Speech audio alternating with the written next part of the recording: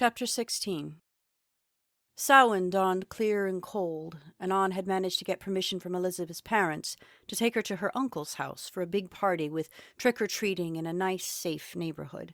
She promised to have her home by 10, and as it was not a school night, this was accepted. This time it was Skye who pulled up to collect her in an SUV, which apparently impressed George and made him more comfortable with the whole deal. He was also impressed with Skye, as Anne introduced him as her brother. This caused Skye to raise a brow, but he did not contradict her. Elizabeth was dressed as Hermione Granger caught mid-polyjuice potion, and Sean had helped her fashion a very convincing glamour. She carried a small cauldron for her treats.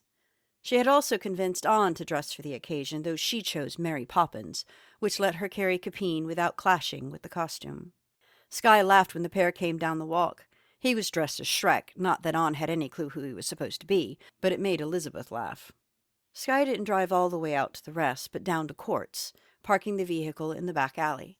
The three of them went up the back stairs to Roulette's store, and Anne took them through her cottage and down the back garden gate to the path. Elizabeth held both of their hands going through the woods, as the wind rattled eerily through the branches, and the fading sunlight cast odd shadows through the trees. As they walked by the rath, Elizabeth turned, watching it. They were almost past, and she twisted between them, trying to keep it in sight. "What is that?" she asked when she finally turned back around. "That is the Faery fort, and one of those places you will avoid as if your life depends on it, because your freedom certainly does," Anne said shortly. "That place opens onto a trod in the borderlands of Faery, and on nights like this, the Wild Hunt rides with the Northerner at her head." "Northerner?" Anne took a breath. "The Morrigan, the Red Queen, head of the Unseelie Court. If you want to know more, you might ask the Bard." There was no time to say anything more as they left the wooded path and came out to the green and saw swarms of people in various costumes. There were kids everywhere, gathering together in clusters.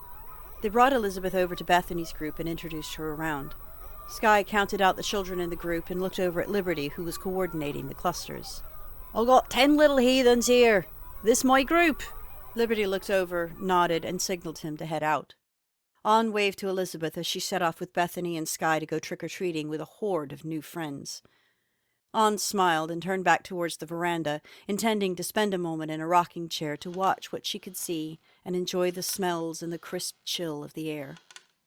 Night fell while she rocked, catching fragments of sleep, but not enough to slip into the dream state where the nightmares waited, which meant not deep enough for sustaining rest.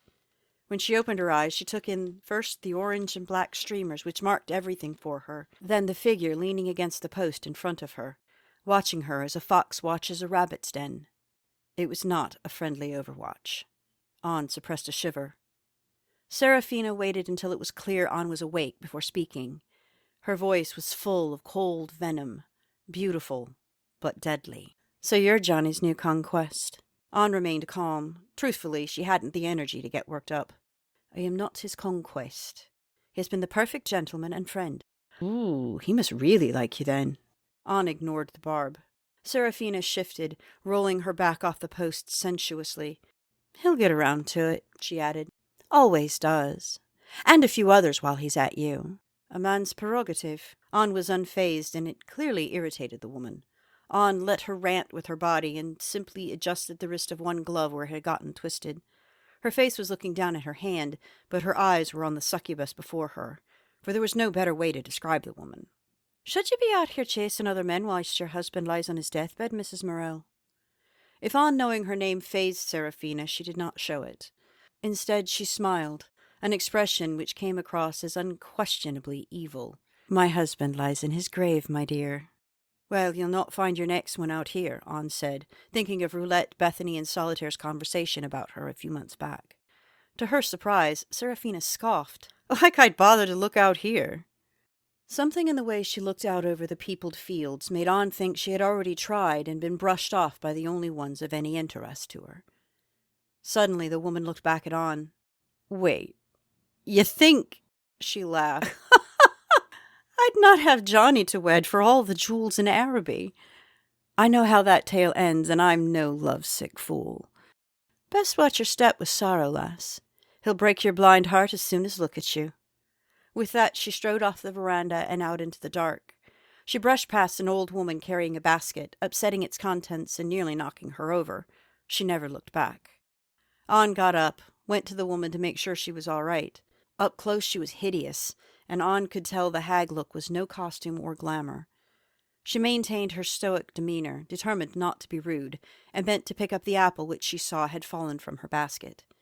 As she turned to hand it to her, she saw the old woman going through the motions of picking up other things. The old woman looked at the apple in An's hand and the others on the ground, then at her eyes and grinned, wide and toothless. Her face scrunched up like one of those dried apple-headed dolls from An's childhood. "I shall take you to Goblin Market with me." She grinned, her accent thick and Russian. An gave her a sad smile. "Would do you no good, grandmother. Over there I see everything. Once it's here," she tipped her head in a shrug. "Misty Poppins," she cackled, eyeing An's costume. "Might ask then come home. Sometime goblin cheat."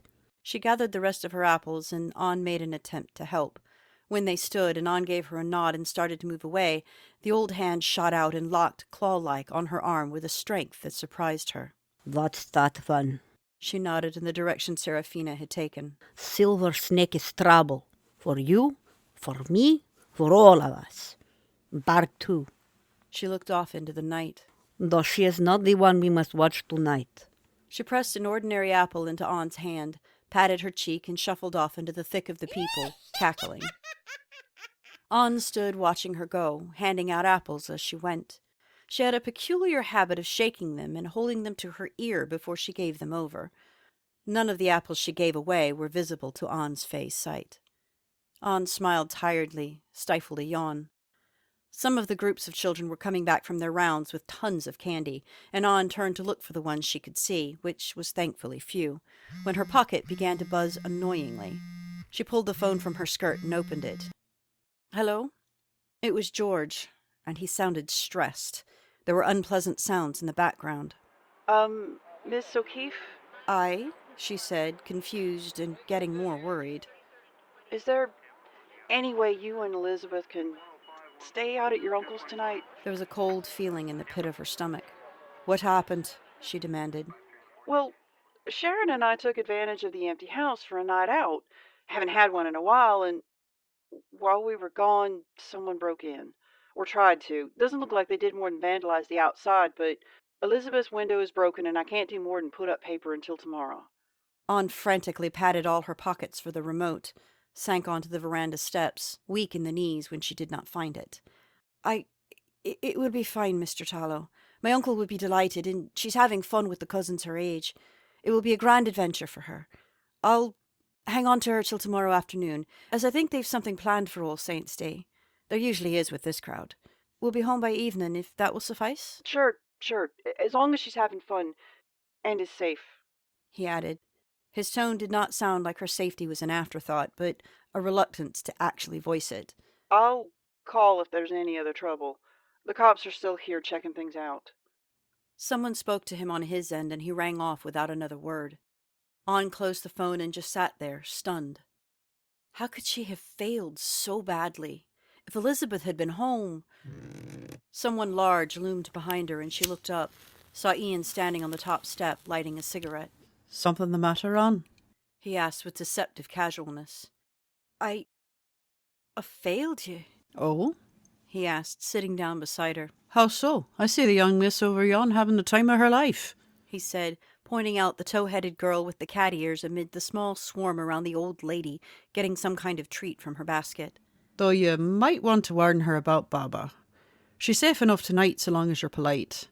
But there are times..." He left it hanging and turned back to An. "So tell me how you failed. Someone tried to get into the house tonight." Tried or succeeded?"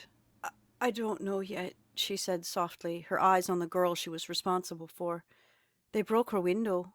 I don't even know if the alarms went off as I left the damned remote at home, I think." Ian smoked quietly for a moment, contemplating her. "She was here with you, so you did your duty by her. She is safe, even though her house isn't. If you'd have had the remote, nothing would have been different." "But I wasn't paying enough attention." She did not add why that was. He cleared his throat. Was everything golden with the gilded trio over yon? Well, Any of them ever run off? Get lost? Lion turned the youngest into a fish once, lost him in the moat. We searched for hours until the prince realised what we were looking for and remembered where he had tossed him. Sorting the lad out took all night, she admitted. And there was the time the princess was missing a whole fortnight. And none of that was marked against you for not taking fair enough care. The child's fine. Though you're not. We'll get it all squared away. I'll get someone over there to replace the windows in the morning. They'll look like whatever workman he's hired and give him a better price. He added, silencing the protest she had started to make. And I'll double check the house for plants. You see anything out of place when you get back, call me immediately. Can Elizabeth stay up here at the big house tonight? I'd let her stay at my cottage, but I don't want her getting too used to it. I'm already spoilt to the point I couldn't sleep anywhere else, I think, she said with a soft laugh. I can only imagine how quickly it would affect her. He laughed easily, dragging the last of his cigarette down and rolling it out with his fingers, slipping the butt into his pocket. I think Bethany and Colleen are planning on taking over the barn tonight. All the kids are sleeping there, if they sleep at all. Ghost stories and whatever else they can come up with. The barn's well out of the path of the wild hunt should the bitch escape the hedge. The maze fox put up at midsummer? Aye, it only lasts till dawn, but 'tis usually enough. More than once in the last, 100 years or so, though she's managed to find her way through. He rose, stretching. It sounded like every bone in his body cracked. He laughed. Old man body to go with old man brain. Don't be so hard on yourself. You're doing right well even for a woman with full sight. He held out his hand to help her up. He lifted his head as she got to her feet, hearing something off nearer the bonfires. With a nod to her, he headed off in that direction to find out what the yelling was about. Anne, a little curious herself, drifted in that direction. Elizabeth found her, running up breathless with a half-eaten cookie in hand. She was grinning broadly and obviously enjoying herself. "Look!" she beamed, showing Anne her small cauldron, which Anne could tell was filled with all kinds of treats to just under the brim. "I see you managed to make the cauldron bottomless after all," she smiled. Her cat whiskers twitched at that as she wrinkled her nose. Nah, just deeper than it should be. Still cool. But I meant the cookie. Anne suddenly realized she could see the confection. "Did you get that from—" Baba Yani, yes. she crowed. She's a nice old lady. Scary, but cool. She said all the children have to have one and we had to eat it all tonight. It's to protect us. Makes us invisible to the Fae. At least until dawn. Isn't it cool? She added, taking another bite. Anne was a little dismayed to watch her fade a little before her eyes, though even when she ate the last of the cookie she never faded completely from view. "It works. Well, I hope you thanked that one." Elizabeth stopped moving and stared wide-eyed. You said not to. Anne sighed. "It is hard sometimes to tell, but the people you can thank. You never thank a fae thing, not directly. And I meant my house. Thanking a brownie is a terrible insult, and to fae, it signifies a debt they'll expect to be repaid. Baba, if she's a Baba Yaga, you have to be really polite to her. She eats rude children and does terrible things if adults fail her tests. I'll have to read you some of the Russian fairy tales about her. She's dangerous." She's not the Baba Yaga. She laughed, then imitated the old woman's accent and gruff manner. Baba Yani. Baba Yaga Mama. She devolved into giggles. She's one of the daughters of Baba Yaga. Anne looked off to where the old woman was listening to an apple in front of a tall, lithe, beautiful man with cat-like accents about him. They were all impossibly beautiful. She can't be. Oh, but she is. Elizabeth was taking a great deal of delight in teaching her teacher. She was the youngest, then Katchi the Dying. Anne corrected her. Kache the Deathless. Katche the Deathless, she repeated. Came to the Yaga for a promised bride and took the youngest and most beautiful. She did not please him, so he turned her into the likeness of her mother and sold her to the northerner. Still, you should beware of witches, this night especially. So go thank her and be careful with your words. Remember, your choice of words matter. Magic doesn't always follow the spirit of what you say, but the letter. And magic always listens. Elizabeth nodded, handing Anne her cauldron to hold. Anne watched her run up to the old woman as she walked away from the confused man beginning to eat the apple she had pressed on him. The woman listened carefully and smiled. I'm sorry. Elizabeth began with a small curtsy. My governess told me not to think anything over here because of fairy precautions, and I thought she meant everything, but she only meant her house. And I wanted you to know I liked the cookie, and thank you for trying to protect us. Best medicine I ever had to take. She grinned. Anne watched the old woman light up. She beamed at the child, muttering something Anne could not make out between the softness, the distance, the lack of teeth, and the accent. But she watched her reach up and pat Elizabeth's cheek fondly and wander off singing an off-key song in Russian with a lighter step than she had. Elizabeth trotted back to her, flush with happiness. She said I was a good girl. What else? Something about it being rare, I think. I couldn't really tell. But she liked me. She seemed to suddenly realize how late it was and began to deflate. What time is it? Please tell me it's not 10 o'clock yet. Anne chuckled softly, ruffling the girl's hair and scratching behind her almost real cat ears. "'Tis no matter even were it midnight. You're to stay here tonight." Elizabeth nearly exploded with glee. Really? Aye. Bethany and Colleen are camping out with the rest of the children in the barn tonight. You're staying with them. "Now," she said more loudly as Elizabeth began dancing around her in joy, "you'll obey any adult who tells you to do somewhat, unless they creep you out. And some will. If they make you uncomfortable, be polite, but seek another adult immediately for confirmation. You're not to go into the woods or near the rath. You stay with the other children, or Killeen or Bethany, or any of the others I've introduced you to. I'll find you in the barn in the morning. You're not to come out to the cottage by yourself. The woods might not be safe." I'm right, she squealed. Wait till I tell the others. She stopped long enough to kiss Anne on the cheek before she ran off, yelling after a group of the girls who stopped for her, leaving Anne holding her cauldron. Anne smiled and turned back to the main house, slipping into the kitchen quietly. She set the cauldron on an empty shelf in the pantry, spoke softly for whatever of the brownies might be listening. "If you would be so kind as to slip this into my own pantry, feel free to sample an you like." She turned and walked out of the kitchen, confident her request would be carried out. She headed back outside to mingle with the others, enjoying the festivities as best she could. She still avoided the alcohol tables, got herself some plain cider and a mincemeat pastry. There was music of a sort being played as she approached the bandstand. The band was taking a break and a stereo was playing something she was unfamiliar with, but there were a great deal of people on the floor. From the handful of dancers she could see, she could only describe it as a zombie dance. Everyone was having fun and enjoying the spooky music, so she moved on. She caught a glimpse of Johnny over where she had first met him. He was surrounded by what she assumed were children sitting in a circle around him, and he seemed very animated tonight, telling a story that brought cries of fright and delight in equal turns. She smiled dimly, feeling her heart ache, but walked on. She was near the bonfires when she heard the argument. It had apparently escalated from the heated discussion of earlier into a full-blown screaming match. She drifted nearer. There was a dark red-headed woman with flashing green eyes and a bestial mien, pacing between Mikey and Henry in a fury. Her shoulder-length hair was wild and puffed up, like an animal with its hackles up.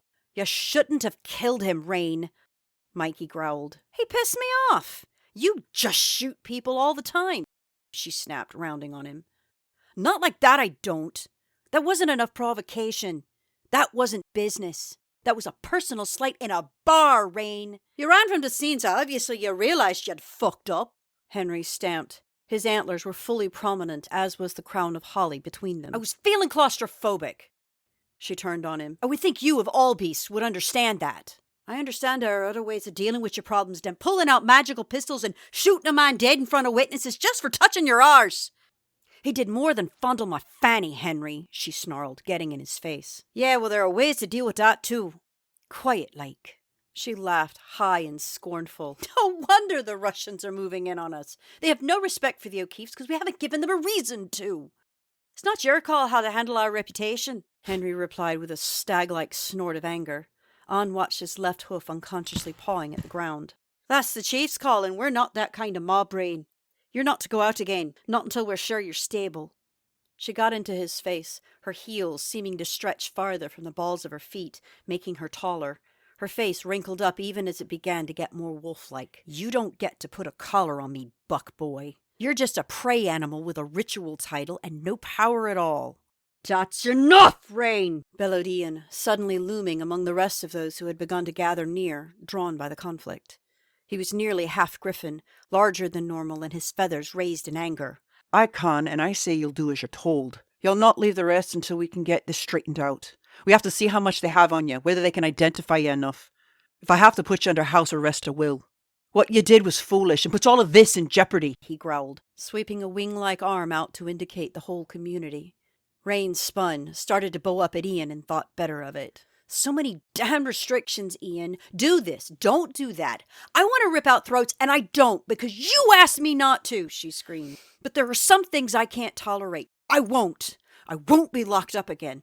At least with her I could run free and drink the blood of my enemies. There was a collective gasp at that shout as she shifted fully, running at the crowd as a huge, blood-red wolf. When the crowd did not yield to her an opening, she turned and ran at the bonfire, leaping high and over it, tearing off into the night. There was a snarling cry from Ian's eagle's throat as he called for pursuit. Henry pulled a horn from his hip and blew it, calling for others to join the chase to stop the maddened wolf. Beyond the fire, from the direction Rain had run, An heard someone scream and the wolf howl as she ran. Ian launched himself into the air and flew after her. The resultant wind and rush of folk to join the hunt and stop her before she could get to the fort knocked An about, buffeting her one way and then another, as the pursuers were less than careful. She was pushed nearer to the bonfire than she would have liked, where she eventually fell. The centaur ran at her, leaping over her head and the bonfire, clipping the top logs with his back hoof and sending it falling behind him. It landed near enough to An that she rolled out of the way, recoiling from the sudden heat that swiftly escalated until she felt the full effects of being in the fire and melting down into a lump of white-hot metal to be pounded into shape. Skye had pulled his sword and answered the call, running between the fires to join the chase, when he saw Coach and Four go over the left bonfire and dislodge some of the embers. He heard An scream before he saw her thrashing form on the bare ground, too close to the flames for safety. He changed course immediately, letting go of his sword and snatching her up, pulling her away from the danger zone. His touch made her scream all the more, her blind eyes wide open and the mists full of fire and pain.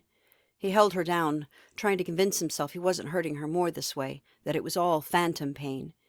Out of the corner of his eye he saw a blonde woman of incredible beauty in a slinky, iridescent cocktail dress and highly impractical heels for walking on the green. She was watching the scene with amusement and a no small amount of malice. But Skye did not have time to say anything or react before An had slipped into the ocean and begun to drown, gasping for air that would not come.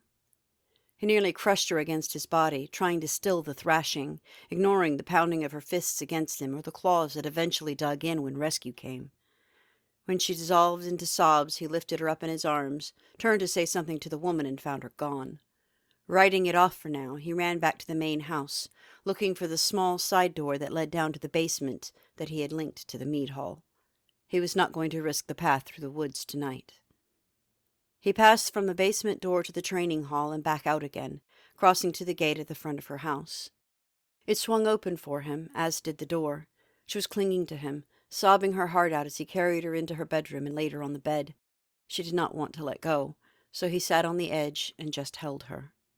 An was shaking. Her sorrow was no longer just at the loss of the endless string of unfaithful girls, but for all of her sleepless nights and the bouts of pain that woke her whenever she did manage. It was all too much, and she feared she was losing her mind. Skye held her until they heard the sound of Fae horns bellowing from the woods, and the answering howl of the hounds of the wild hunt. An shuddered, looking up and out the window in panic, and the sash on the window dropped, and the shutters slammed close. The jarring sound was abruptly cut off. "Is Elizabeth safe? I heard the hunt," she insisted, clutching Skye's jerkin, still trying to see out. "She ate the witch's biscuit?" he countered. An nodded. "Then she's fine. I left her with the other bairns by the barn. They're locked up safe and tight. The how the red-coated bitch got past the hedge." An took a ragged breath, getting herself under control. "Rain, likely. When she went in. I don't know if she's the power to unmake it, but if not else she could have led them through." "That mingin' cow!" he swore. "I'll get my mitts on her. I'll rip her throat out like the other northern coo." When she let go of him and sat back, and pried herself off more accurately, He let her compose herself before he began to ask the questions that had been brewing for about a month now. What the devil's going on? What have you done to yourself? It's the ring, she sighed, leaning back against the headboard. Stale? Aye, still, she snapped. Just not letting me rest. I sleep for a little, and then the dreams come, and I can't get out of them. I've tried drinking, but it only makes me sleep when I can't. It doesn't protect me from the dreams. I need sleep beyond dreams, and I can't manage. He looked down at the small bin beside the nightstand, saw it full of empty bottles. He picked one up, read the label. Quad distilled poteen, 180 proof. He frowned. You've drunk all these? She looked over the side of the bed and groaned when her head swam. That's been since the week or so after it happened. It's been a progressive thing, trying to get rest. You try sleeping pills? She shuddered. Aye. It just trapped me in the dreams and kept me from escaping. Elizabeth found me, woke me up. The house, she said, was giving her a headache. I don't know how much of that was my fault. Then we need to try somewhere else. He got up off the bed and her hand shot out, seizing his wrist. No one must know. I couldn't bear it. He looked at her, thinking of that silvery blonde near the fire and the malice that had come off of her. I'll do what I can, but there's at least one soul I'll have to tell. Get ready for bed. I'll be back. Skye left the same way he came, going back to the mead hall to return to the manor and the green. There were less people milling about now that the wild hunt had ridden through. Very few were timidly beginning to come back out, in fear of when the hunt would return to the mound, as it surely had to do. This night there was nothing they could do for the mortals out and about. They had done what they could, and failed. Most of the people out were coming from the manor itself, furtively slipping out to gather up the food and drink and other things left unattended, and all were in masks. The barn was still locked up tight with the children inside, safe and sound, with iron horseshoes over the door. It was over by the barn, slipping out and darting for the safety of the woods, that Skye saw his target. He ran to meet her, slowing as he neared so as not to alarm her. I'll walk you where you need to get, grandmother, if you'll spare me a bit of your time. Baba Yanni looked him over critically. Finally, she nodded, walking towards the wood path, looking left and right as if expecting the hunt or some lurking ambush at any moment. Skye started to talk to her, but she held up one ancient claw. Not yet, she snapped. Skye obeyed and followed her. She was especially skittish around the knoll, hurrying past as if afraid it might swallow her up. Just past it, she hung a left, away from the mound and into the deep woods where the path was little more than a deer trail. It took nearly 20 minutes before they came out into a small clearing where a little house shone in the scant moonlight. It looked like it was made of gingerbread. When Baba saw this, she scowled, lifting the twisted cane she carried, and struck the little gingerbread man fence with it, swearing at it in Russian. The whole house shuddered and shifted, becoming something more in keeping with a witch. The fence became more pickety, and there were skulls with flaming eyes on each post where a gingerbread head had been. She humphed, satisfied, as the house stood up on a pair of gnarled chicken legs and turned around, managing somehow to look sheepish. She started forward and then stopped, squinting under the house. Even Skye had to do a double-take. Baba groaned, then sighed. Hidden under the house, like a hen keeping an egg warm, was a large, bluish-grey wolf curled up and sleeping. I'll test him later. Keep him sleeping, she growled, and the house obediently settled down on it again. The front door opened and let them into the tiny hut. Skye started to ask if that had been rain, then stopped. She had said he. He ducked and followed her into the house. It was tiny and cramped and smelled of God only knew what herbs and unguents and brews. The house did not seem big enough to have more than this small room, but there were several doors. Baba came in, set her basket on the beat-up old chop-block table, and dropped herself into the only seat, a rickety rocking chair. She groaned, glad to be off her feet. She let go of her cane, and it flew into a troll's foot umbrella stand. Skye kept his thoughts to himself and stood respectfully, hunching to keep from hitting his head on the ceiling, waiting for her. After several minutes, she opened an eye and glared at him. Still here, she grumbled. Ah, best spit out, boy. And take off those awful ears. They're disgrace to real ogre. Skye sheepishly pulled the band from his head and slipped them into his pocket. Let's see if what you want is worth to walk home. Sky only arched an eyebrow at that. I walk home on a night the hunt be abroad, worth more than other nights. She sighed, leaning her head back on the chair and nodding. Pint. Lucky you I like the way you talk. When she fell silent, Sky guessed it was time for him to spit out. My sister, Her eye reopened at that, the eyeball glaring accusingly at him. she's called me brother, He protested. and truth told, she feels like a sister. At least I think this be what a sister feels like. This seemed to satisfy her, and the disturbing eye closed again. Well, she read Raven's ring. Sky did not get any further.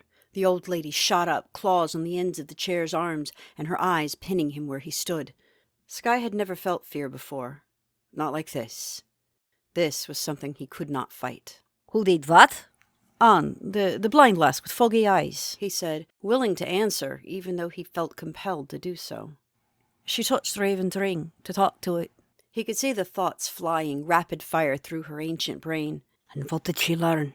The ring were a person, melted down and hammered into a ring, tossed into an ocean and then put on the finger of not just one lass, but a bunch. She ruminated on this, the information seeming to confirm something for her. She got up from the chair, began moving around the room, poking into baskets and jars, looking for something with a sprier step than she had affected all night. And you came here because this has done what? She canna sleep, been having nightmares. Sometimes she'll see somewhat or hear somewhat what sends her into the vision.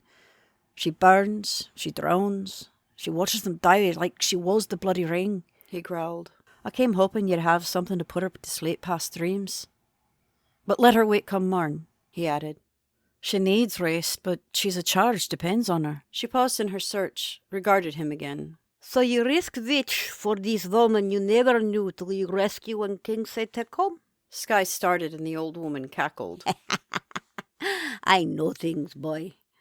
Page worries out with bathwater to Varish. I help. But only because you walk home. And girl may be of use in future. And it was nice to me when Angel bitch what's no angel was rude. Oh, but that one's gonna get massive more. Her words became unintelligible at that. I'll eat her one day and not in the way she used to. Sky was confused at that, especially because it caused him to blush without really knowing why. Suddenly, the old woman shouted in triumph and came out from under a cupboard with a basket, which she struggled to put on the table. Sky moved to help, taking it gently from her and putting it on the table for her. She grunted and took off the cloth, hiding a mound of ripe, peach-like fruits. The aroma that wafted up from the basket was soporific and made him lightheaded. The old woman carefully picked one out and put it into a sealed jar. She quickly covered the basket with the cloth and gestured for him to put it away where she'd gotten it. When he stood again, she handed him the jar.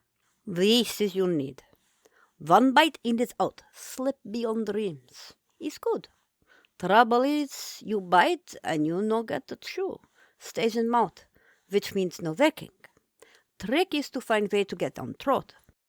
One bite word is enough for night's sleep. Must be careful though. Too much no dreaming means girl go mad. Sky thanked her and started to leave when her voice stopped him, rooting him to the spot. This is dangerous magic, these memories. They will not fade or go away with time. She will have to see someone. Soon. Who? She shrugged, waving him off. Don't know, but there are peoples. She will find one. Dreamer she needs. Go. Hunt come back soon. Should be gone before. Here. She pressed the small animal skull into his other hand. Light from gate. They'll lead home. Just set on wall when get home.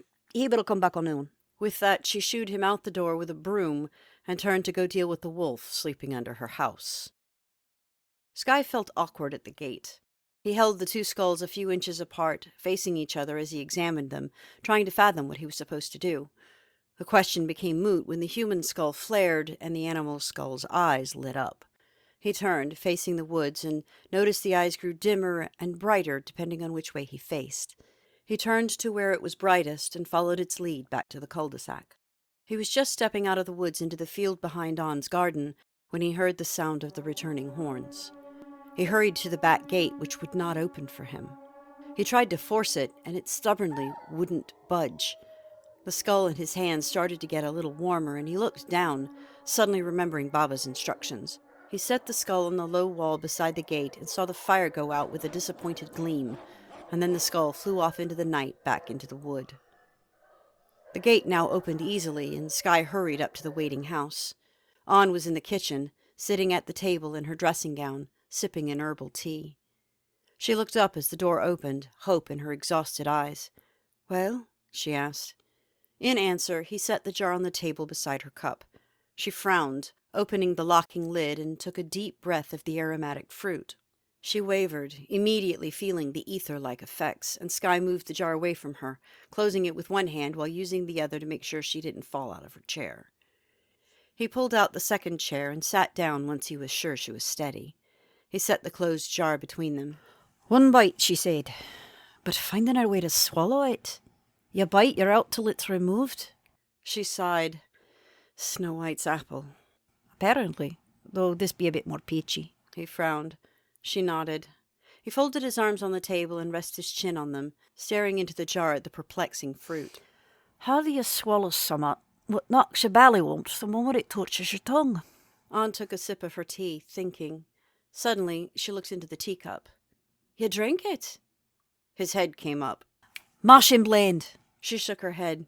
"Too thick? Harder to swallow? Has to be thin enough to slip down even as one passes out?" "Poteen." He grinned. She frowned. "That's just too risky. Though it might act preserver. Something less potent, perhaps." He laughed suddenly. "Got any vodka?" Anne raised an eyebrow even as the house gave her an answer. "Third press from the door." He got up and went to the cupboard, chuckled when he saw not only a bottle of vodka with a few inches missing, but a funnel and a blender. He set the bottle on the counter and found a nose-and-mouth-only gas mask behind it. He set that with the bottle and took down the blender, found the cord caught on something inside the cabinet. As he reached in, looking to unhook it, Anne spoke up. "House says to leave it. There's no electricity in the cottage. Likely it's plugged in at the manor." Skye shrugged and put on the mask, fetching the jar from the table and dropping the peach into the blender. He'd seen the bartenders use this at both the Hedge Gate, which he preferred, and at courts, which he had been frequenting more lately for entirely different reasons. So it did not take him long to figure the machine out. He thought, too late, that the fruit might have a stone, but if it did, it was soft and pulped with the rest of it. He set the funnel in the neck of the vodka bottle and poured the yellow slurry into the clear liquid, which instantly went cloudy. He rinsed the pitcher blender immediately and the funnel, then closed the bottle and shook it up. He set the mask, funnel, and blender back in the cupboard and took down the single shot glass that was sitting on the shelf. He poured what he estimated to be a bite for her into it and turned around. Anne was slumped on the table. He frowned, then realized he could smell the sweet sleepiness in the air and chuckled. "Glad I wore the mask." He set the glass down and drew her back to pick her up. He had just lifted her from the chair when she roused. "Huh?" she moaned, finding herself carried once more.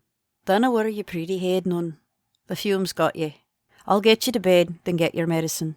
He wasn't really surprised when he got her into the bedroom and saw the tiny glass sitting on her nightstand and the bed turned down.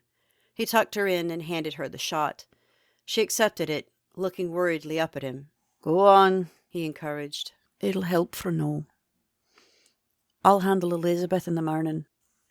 Lucas not so sleep as late as you tomorrow." "You might want to put the rest in the fridge," she sighed. "Alcohol or no, 'tis still fruit." "Do I want to know where you got it?" "Drink," he growled. Anne tossed back the shot and held out the glass. It took a second as the alcohol delayed the fruit's bite, suffusing her limbs with a tingling heaviness that felt as if she were being dragged down through a sea of cotton. Skye grabbed her before she slumped, easing her back onto the pillow and setting the glass on the nightstand. He tucked her in, checking first to make sure she was still breathing. It was deep and slow. She was perfect stillness, like the girls in the stories, though she was obviously still alive. He slipped quietly from the room, even though he knew subconsciously he didn't have to be. As he closed the door, he turned to find the fire crackling away in front of a pallet made up on the floor before it, big enough for him, and on the small table by Anne's chair was a half-pint of a dark beer and a plate with a thick sandwich on it. He stopped himself before he thanked the house and sank into her chair to eat before falling into the bed.